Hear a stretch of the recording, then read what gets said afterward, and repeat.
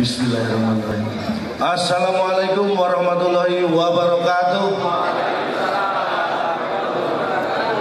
Alhamdulillah, saya sangat bersyukur dan bisa berbangga karena tadi saya mengikuti sambutan dari Ustadz Aher, sudah Ustadz Jazuli, dan terakhir Presiden PKS Bapak Sohibul Iman. Dan di antara sambutan-sambutan beliau, hanya sambutan saya yang diawali dengan pemukulan gong. Ini luar biasa.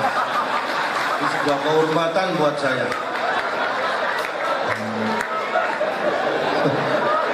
Bahkan sambutan Bapak Presiden PKS saja tanpa pemukulan gong. Saya mau sambutan diawali pemukulan gong. Ini kan langka terjadi. Dan durasi saya agak berkurang karena beberapa materi saya sudah dicolong sama MC. Tapi karena MC dari PKS jadi orangnya jujur, walaupun nyolong materi ngaku. Saya tadi mengambil materi-materi aja lontong. Baik sih mengaku, tapi agak menyulitkan saya juga. Tapi alhamdulillah saya begitu datang di acara legislator PKS Legislator Summit 2016, suasananya sejuk terasa. Begitu saya datang tadi, karena saya yakin kader PKS ini orangnya sangat religius lah. Saya buktikan sendiri tadi begitu datang di lobi, duduk tenang, mata berkaca-kaca, saya dekati membaca Al-Quran. Kader PKS jalan 10 meter mulai ada lagi yang meneteskan air mata membaca buku-buku hadis. Di ujung agak belakang nangis terseduh-seduh, saya dekati membaca saldo buku tabungan. Itu seperti dikatakan Ustaz Jazuli, sama pendapat tapi beda pendapatannya. Terbukti ada yang nangis baca buku saldo tabungannya. Luar biasa, religius. Baca buku apa aja meneteskan air mata. Tapi yang paling kenceng waktu baca buku saldo tabungan, sampai perjujuran, mengingatkan hari kiamat.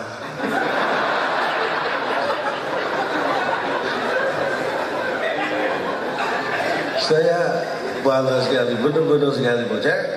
Saya hanya ingin mengingatkannya bahwa saya yakin pasti bahwa semua kader PKS ini harus dan wajib tahu arah dari perjuangan PKS. Itu yang pertama. Silakan kalau mau tepuk tangan, silakan. Kemudian kader PKS juga wajib dan harus tahu arah dari pengembangan partai ini. Dan yang paling penting, para kader PKS juga harus tahu dan wajib tahu arah kiblat. Itu yang tidak boleh dilupakan.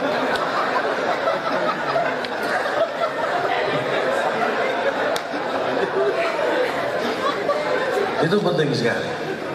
Dan saya sangat mengikuti tadi. Saya sebenarnya mendapat pertanyaan yang sama waktu saya berkunjung di satu daerah.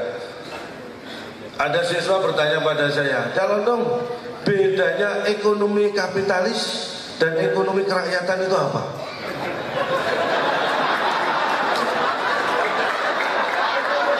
Langsung saya jawab. Jawabannya sama dengan jawaban Ustadz Aher.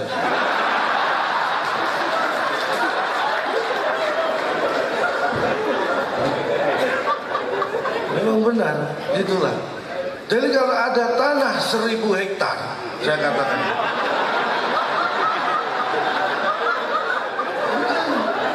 kalau ada tanah 1000 hektar, kurang 1 hektar, berarti 999 hektar. Itu bahasa matematikanya. Karena Pak tadi menyesuaikan harus bisa bahasa segala macam bahasa logika, bahasa matematika, bahasa ilmu, bahasa politik, bahasa kekuasaan, kita harus menguasai. Karena beda, bahasa matematika dan bahasa politik itu beda. Kalau bahasa matematika 1 ditambah 1 sama dengan 2. Tapi bahasa politik 1 ditambah 1 bukan 2, tapi menjadi 1 yang lebih besar.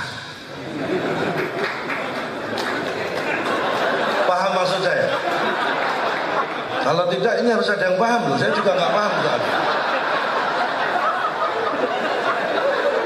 Maksudnya kalau ada satu kubu ditambah satu kubu, bukan menjadi dua kubu, tapi menjadi satu kubu yang lebih besar. Tepuk tangan buat kubu. Bahasa itu harus menyesuaikan tempatnya. Seperti itu maksudnya. Kurang lebih. Terus tadi ketika Ustaz Jasuli juga mengatakan filosofi akhir tadi luar biasa. Intinya apa? Kader PKS harus bangun waduk, bangun bendungan dengan kapasitas dan kualitas yang bagus, supaya bisa menampung aliran air, kemudian menjadikannya sebagai kekuatan dan energi yang luar biasa. Siapkah Anda membangun waduk? Saya ikut semangat tadi di belakang itu, wah luar biasa.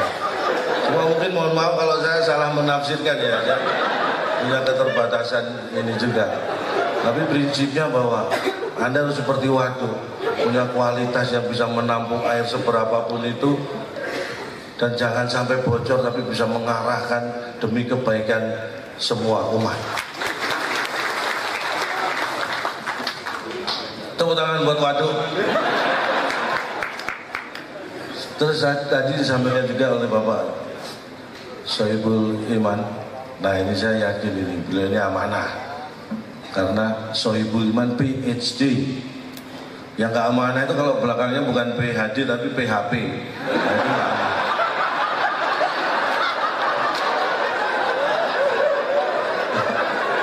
PhD itu pasti amanah. Kalau PHP itu nggak jelas ya.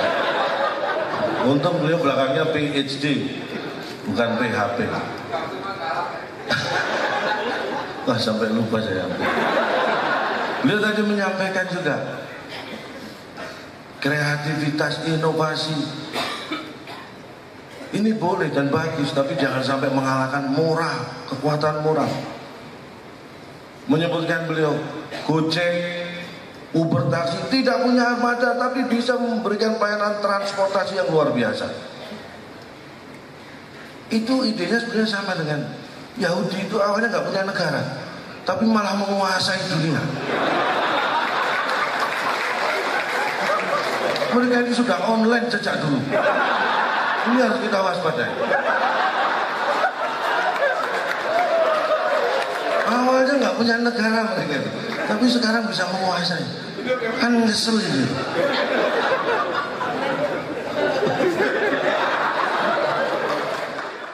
Nanti Ustaz Jasuli juga mengatakan syariah sejak PKS diperjuangkan itu sebenarnya terinspirasi dari PSSI sejak dulu. Benar, PSSI tidak mengejar prestasi, tidak mengejar kemenangan, tapi berbagi gol dengan lawan. Itu sistem syariah.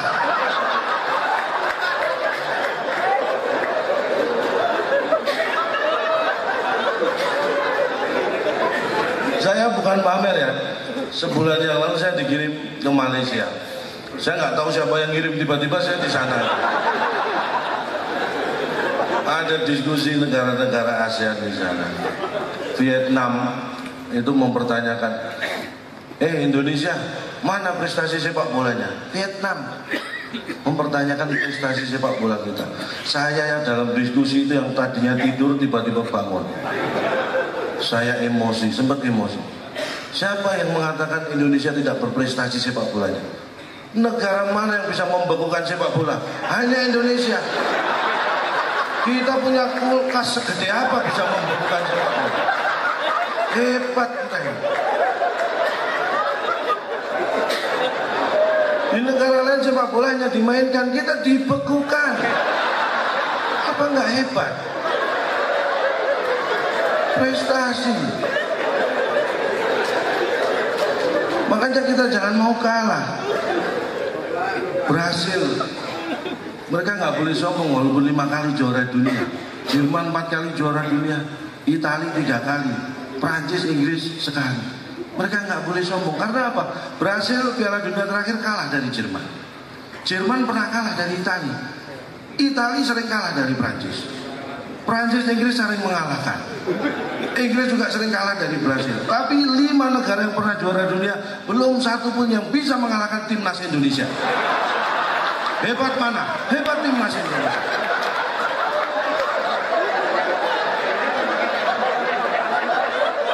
Makanya kita pertahankan rekor, jangan mau bertanding dengan mereka.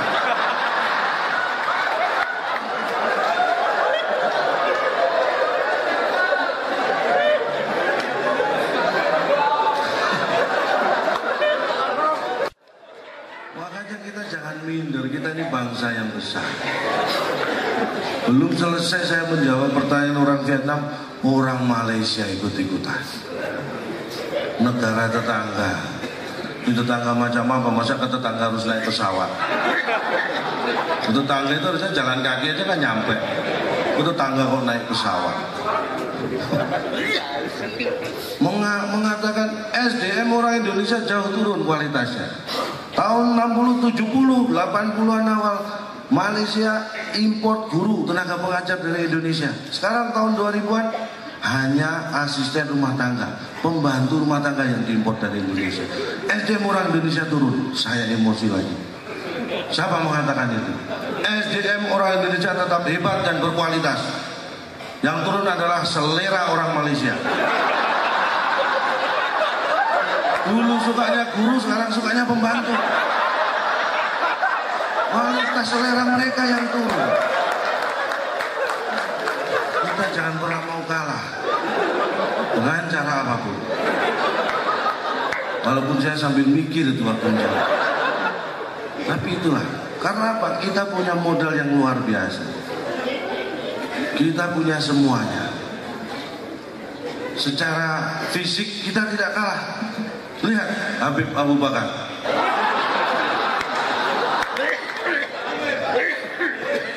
Begitu luas wawasannya. Jangan dilihat tingginya beliau, tapi walaupun seperti itu beliau tinggi loh kolesterolnya. Prestasinya juga luar biasa beliau. Kita ini punya modal yang luar biasa. Benar. Saya tidak bermaksud sombong ya. Amerika itu harusnya tidak boleh menengadakan muka kalau ketemu Indonesia. Karena Amerika ada gara-gara Indonesia. Bapak Ibu percaya? Saya juga tidak. Awalnya, tapi mari kita pelajari pelan-pelan. Dulu Ratu Spanyol memerintah Christopher Columbus dengan armadanya mencari rempah-rempah. Indonesia salah satu negara penghasil rempah-rempah terbesar di dunia saat itu, setelah India. Dalam perjalanan armada Columbus ini nyasar, ketemulah benua Amerika. Itulah Amerika.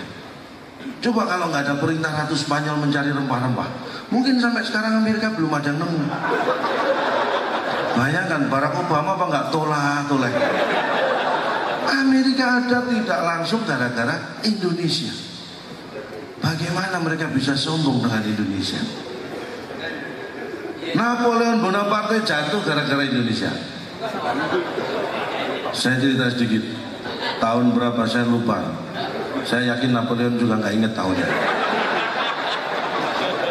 Ini Napoleon dengan pasukan Prancis terkuat di dunia saat itu mau menyerang salah satu negara Eropa. Dihitungan di atas kertas tidak lama bisa dikuasai.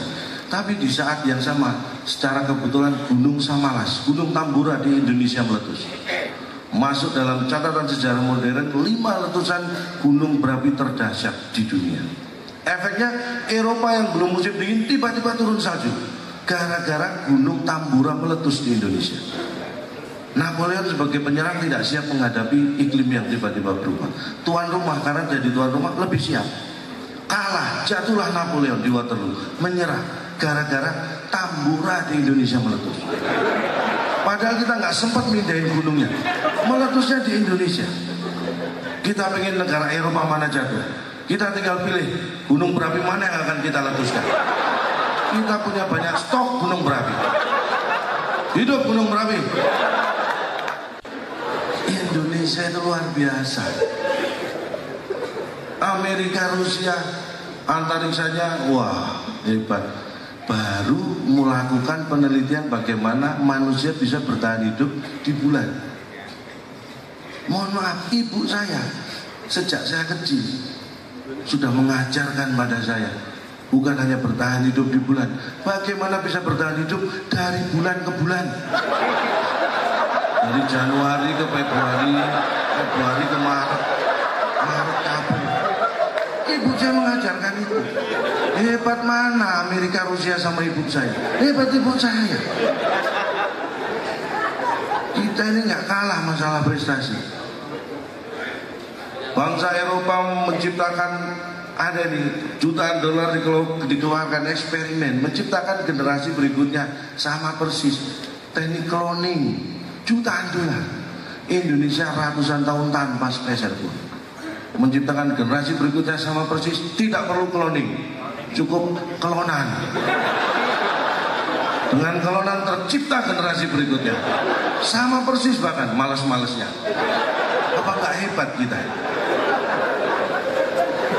Kita nggak boleh menyerah, kita punya semuanya, potensi semua, nggak ada yang bisa mengalahkan. Bahkan saya survei ya, di Inggris pelajar kita ini di Indonesia, saya bandingkan dengan pelajar yang setara di Inggris, jauh lebih hebat pelajar kita.